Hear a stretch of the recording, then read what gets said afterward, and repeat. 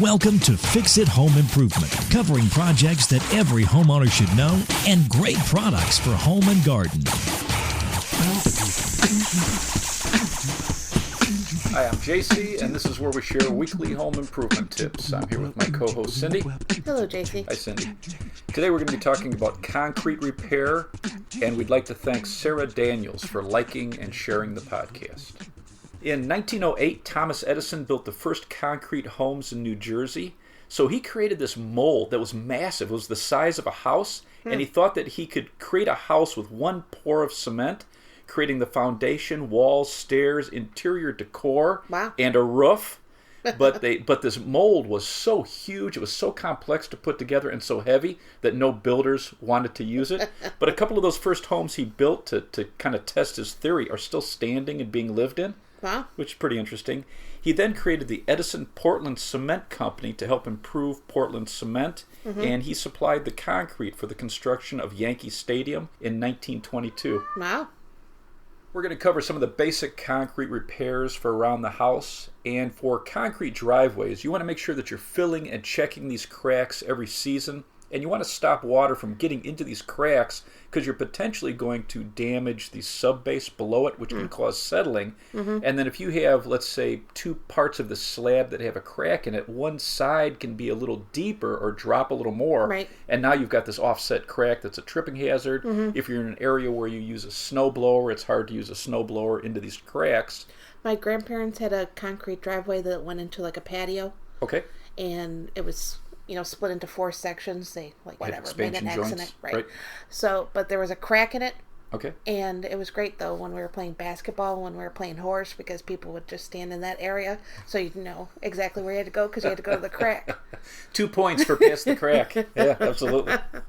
In cold climates, that freeze-thaw cycle will make the cracks bigger over time. So you want to catch these cracks when they're small to protect and maintain the look of your concrete. And they're baby cracks? Yes. One thing you want to pay attention to is the color of the product you're picking, because some of these concrete patches and caulk can be black. Black? Because you can use it for asphalt or concrete. So, I mean, it's a real drag. Yeah, it's a real drag, man. If you got long cracks or wide cracks, you definitely want something that's concrete colored. When you're repairing cracks in concrete driveways, walkways, or patios, you want to remove any loose material and clean out any dirt, weeds, or debris that's close to the surface. If you've used an old caulk-type product in the crack before, you want to scrape all that out with an old slotted screwdriver or a stiff putty knife. And then if you use like a hard cement type of patch in the past, you'd want to break that out with a mason's chisel and hammer. You can also use an angle grinder with a masonry wheel or disc on it. Okay. I would wear goggles and gloves. If you're using a grinder, make sure you're wearing a dust mask. And you want this crack to be down 1/4 of an inch to 1/2 an inch deep and free of any loose material. Once you break all the loose stuff free, you're going to use a broom or a leaf blower to clean the area out. A highly rated product for fixing cracks in your driveway is Crack Sticks for concrete. And it's spell that? CRACK-STIX. So this is a 1/2 inch flexible rope caulking that you melt in place with a propane torch. Oh, how exciting. This will fill cracks from 1/2 an inch to 1 inch wide. You want to use this when it's 40 to 70 degrees. You want to make sure you're wearing goggles and gloves. In areas that are 3/4 of an inch up to 1 inch, you want to fold it over or double it up so you can pack it into the crack. And then if you have very deep cracks, you want to use either a backer rod or a rope caulk underneath it, and that's going to help support it. And the rope caulk, this is like a foam tubing that it compresses into a crack. We've talked about it before. Okay. So you recess the crack stick. So you take this rope caulking, you recess it about 1/8 of an inch below the surface, and they say that you're actually going to get the greatest strength rather than having it even with the surface. And then you melt it with a torch, and this melts and goes into all the nooks and crannies and pores, and you're going to have a permanent repair. It'll handle car traffic after 20 minutes. Oh, wow. Yeah, so just a very interesting product. You can get pourable crack fillers. Most of these are going to go up to 1/2 an inch wide and 1/4 inch deep. So this is in a jug? Yes, so it's in a jug. It's usually a latex product with cement, and they're polymer modified. So it's Portland cement and latex. So the latex helps it stretch and flex and also stick to the existing concrete. Sacrete and Quickcrete have two of the top-rated pourable crack fillers. You're not going to spell those? Sacrete is Sakrete. Quickcrete is Quikrete. And you want to make sure that you're getting the gray colored, because then they have the black for asphalt. And you want to clean out your crack, move all the loose material out of there, shake your bottle. You want to cut your tip to the crack size, and then use sand or rope caulk if it's deeper than 1/4 inch, or look at the label how deep it can go, and then pour and then smooth any excess with a putty knife. And I would just buy one of these cheap plastic putty knives to smooth it. Most of these are going to dry in 24 hours, and you don't want any rain in the forecast for 24 to 48 hours.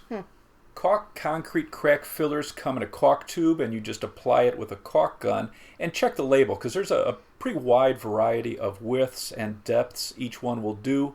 Sika Pro is a top rated, so it's Sika, and their crack sealant is a polyurethane. It's self-leveling, and this will go up to 1 inch wide and a 1/2 inch deep. It's highly flexible, and you'd want to cut the tube to match the size of the crack. You want to wear gloves whenever you're working with these urethanes. It's very sticky, and then you're going to have to clean off your tools, or if you get it on your skin, with mineral spirits. But what's nice about polyurethane is it's tough, it's flexible, it's going to stand up to moisture, sunlight, and a high range of temperature, and it's resistant to auto chemicals. Another top rated is Slab, so it's SLAB from Sashco, and this will expand up to 300%. So if you have any movement in your concrete, this you can gun into a crack up to 3 inches wide, which is pretty amazing, a 1/2 inch deep, and it has texture in it, so it actually looks like the concrete surface. It's an acrylic latex, so it's very easy to clean up. It sticks to itself, unlike silicone, because some people will try to put silicone into cracks, and silicone, it just doesn't stick to concrete real well. And then if your crack moves and you want to add a little bit, it won't stick to itself, where like this Slab does a nice job. Although this takes over a week to cure, so it slowly cures. And then with this, you would smooth this with a putty knife. One of the last projects I did, I used 2 putty knives. So I used one to smooth it, and then wipe it off, the excess, on the second putty knife. And then as I pulled it, then any areas where it needed a little, then I could scoop up the excess from the second putty knife and work it in. Smart. So it actually worked really nice. Way to go, Jace. Thank you. With pre-mixed or dry mixed concrete patches, this is a dry powder that you're going to add water to. Quickcrete has a vinyl concrete patcher that's rated very high, and this will fill a crack 1/8 of an inch wide or wider, and up to a 1/4 inch deep. You're going to mix this with clean water. With this product, they say don't use a bonding agent. With other products, they want you to use a bonding agent or a primer so that it sticks to the existing concrete better. So definitely look at your label whenever you're working with any of these products, or you're going to get the best results. You're going to clean your crack. You're going to dampen it with water. And the reason you're going to dampen any of these dry products, or a concrete or a sand mix that you're using, you need to dampen the existing concrete first, because if you put a patch in, like one of these dry mixes, it will pull the moisture out of your dry patch, and then it will actually weaken your patch. So you want the concrete to be damp, no standing water. So, like, what do you do? So hose it down, and you can use a hose to clean out the crack. So once you've gotten all the debris out, use a hose, clean it down, get the area wet, and then use a broom or a leaf blower. So get all the standing water out? No standing water, and then you're going to put your patch in there, because the slower this dries, the stronger any type of concrete or cement type of patch is going to be. If it's very hot or windy, you want to cover this with plastic to allow that crack to stay moist and slowly cure. So what do you do, tape it down? I would lay it over it, then maybe have a few things on the corners, like maybe a couple of bricks or something heavy on the corners of your plastic. The average bricks you got laying around the house. I guess a rock. There you go. Sacrete has a product called Top and Bond, so it's Top dash, just the letter N dash Bond concrete patcher.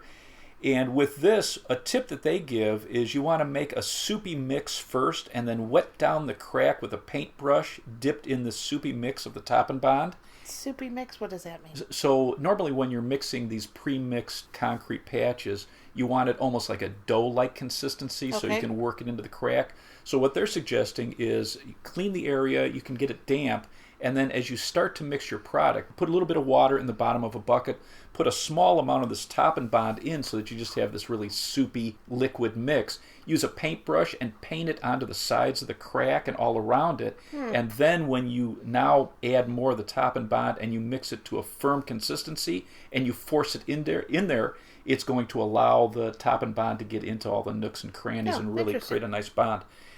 If you have a cracked driveway or a sidewalk with uneven sides on a crack, so you have different heights, you can use a product like Top and Bond to create a transition between that.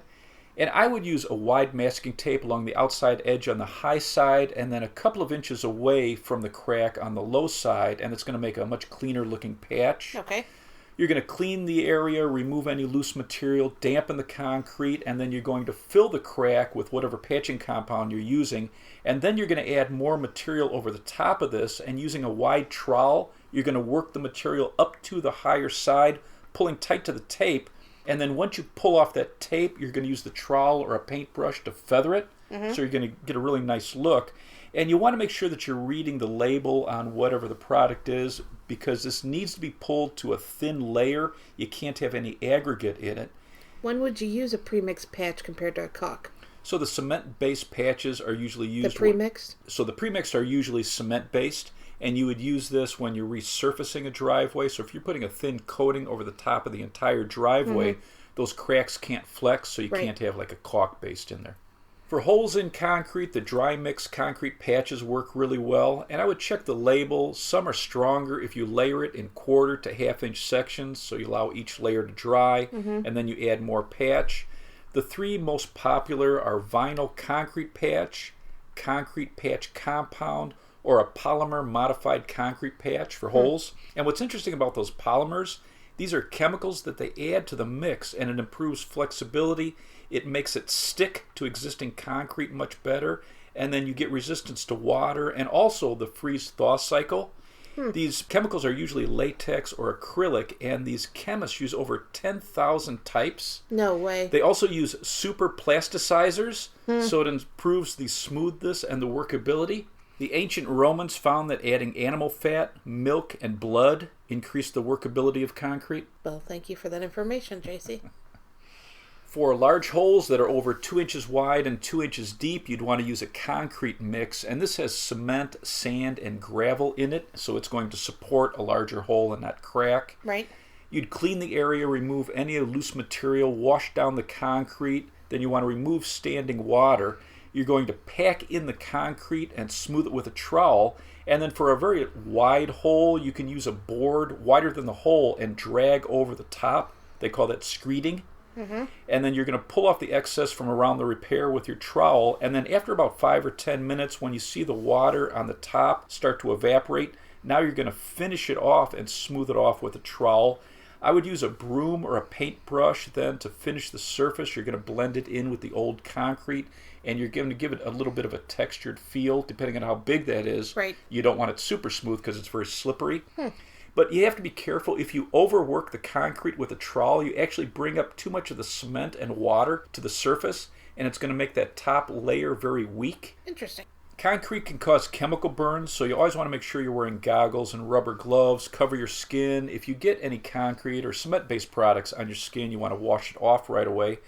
And then you never want to add extra water to the surface. Some people will take, like a wet paintbrush dipped in a bucket and really splash it on there. If you get too much water on the surface before it starts to set up, you can actually weaken that top surface. Oh, really? And you're going to get spalling and scaling. Okay. I'm assuming you're going to explain what spalling and scaling is. So that's that pitting where you get like those tiny little pock marks in the top, or tiny pieces start to flake off the surface of the concrete.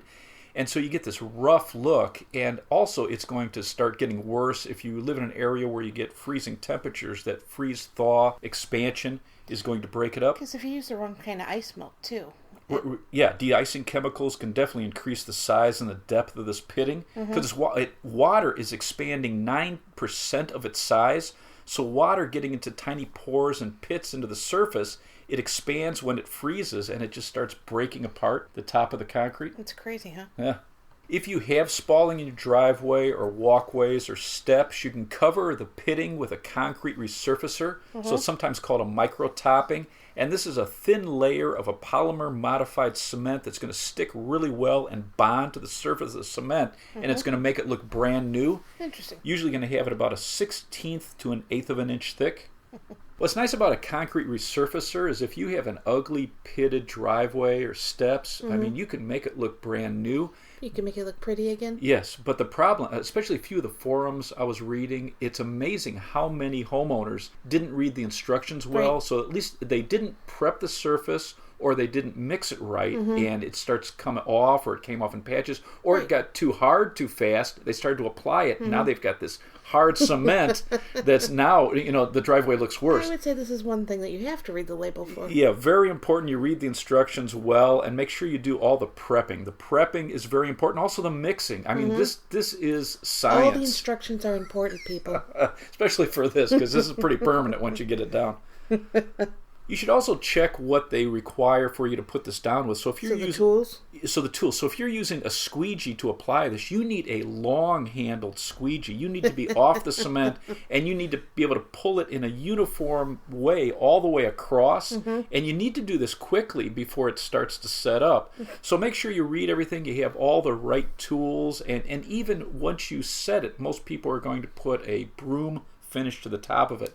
So you're going to squeegee this out. Let's say you want a 1/16 of an inch of this product on the top. Right. You want it to be uniform and beautiful, so it needs to be the right consistency. You're pulling it. You're going to work one section at a time.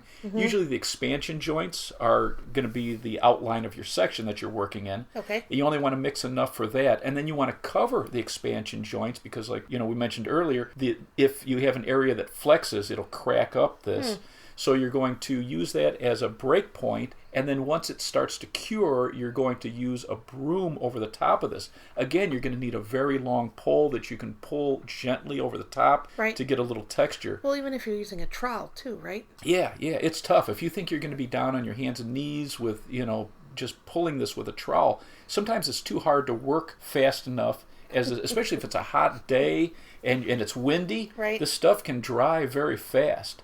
So planning. Yes, is key. One of the top rated is Ardex All-Purpose Concrete Resurfacer, and Ardex is ARDEX. And this is Portland cement, and they add these polymers so that it trowels very easy. They want you to use a trowel and a squeegee and a push broom. Have a layer that's about a 1/16 of an inch thick, no thicker than an 1/8 of an inch, and you can use this on concrete stairs, sidewalks, garage floors, driveways, patios. It really does a nice job. I saw some of the pictures of the finished product. And you want to mix this with a mixing paddle connected to a drill in a 5-gallon bucket. Okay. And it's not bad to have extra 5-gallon buckets where you can clean off your tools while you're working with this. Because as you're drawing this, it'll harden on the squeegee, and you want to rinse that off very quickly with a rag and a 5-gallon bucket. Like a permanent concrete squeegee. Well, then it starts to get, it starts to pull little notches in there. A couple of the other top-rated, Sacrete Flow Coat, so it's FLO-Coat Resurfacer, and Quickcrete Concrete Resurfacer.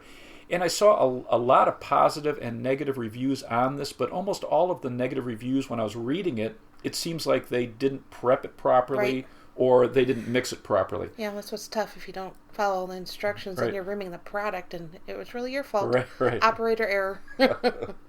And then one thing I didn't mention, if you have a lot of pitting or large holes, you'd want to patch those first with a concrete mix. Some manufacturers with the resurfacer, they say that you can mix the resurfacer up in a thick batch first and use it to fill small holes. Oh, interesting. And then you'll create a thinner mix that you'll put over the top of everything.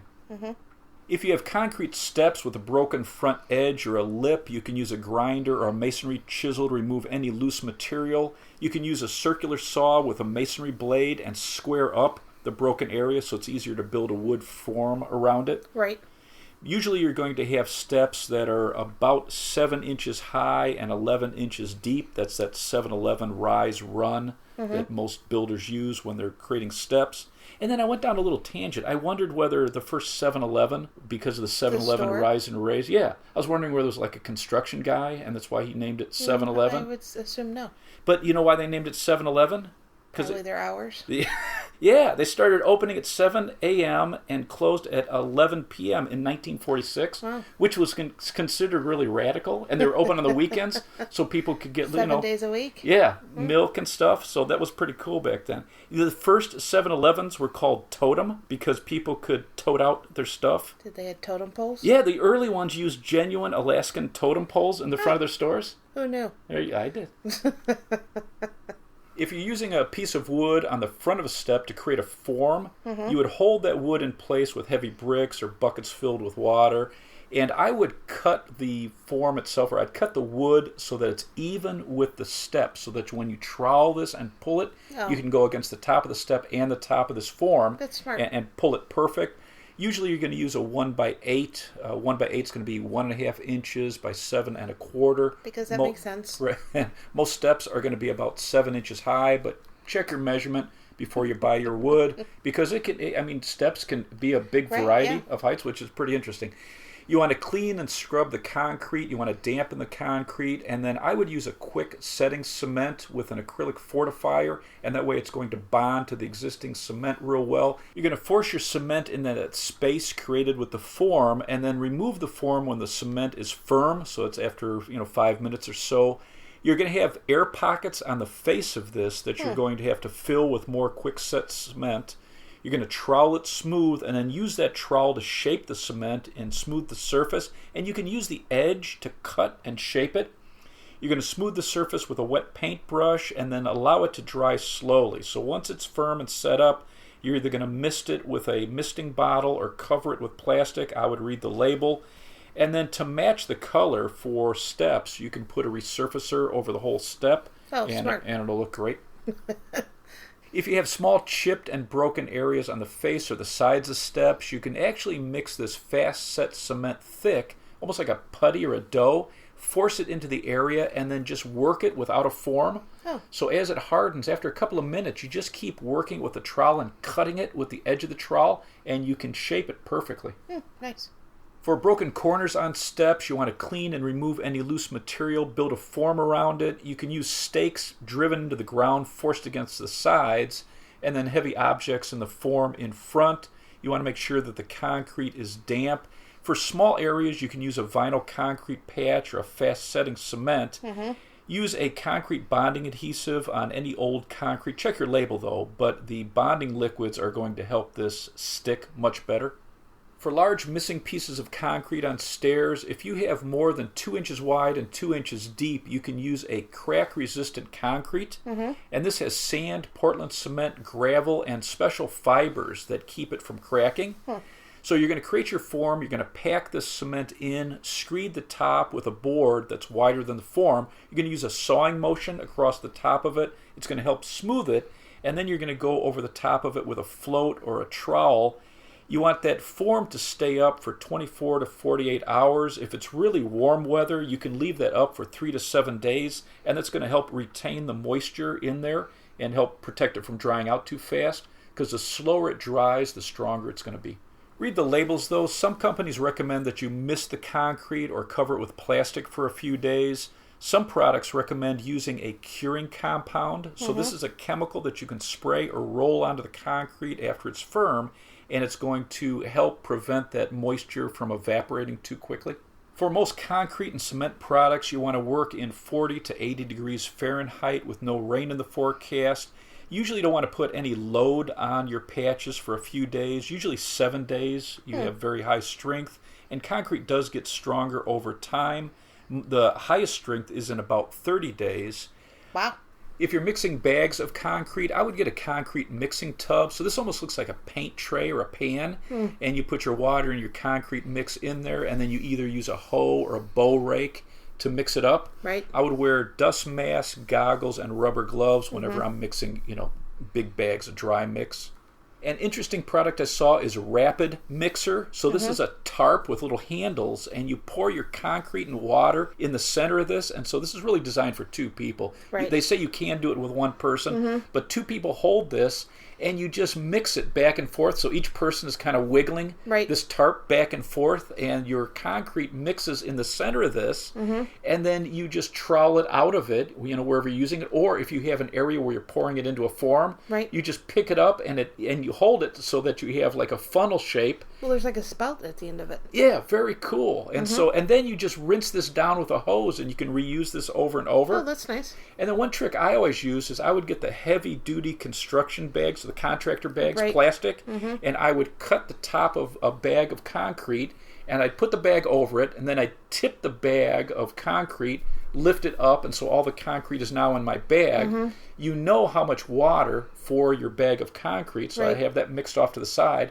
I pour it in, I put a cable tie on it, and then I just start shaking it back and forth and rolling it, and you can mix it, and you don't have to worry about cleaning up afterwards. Nice. You just pour it out if you have a small project, and then just throw out the bag. So there's a tip. Do you have anything else to add? I'd say a routine every homeowner should have if you have concrete surfaces is check for small cracks every season.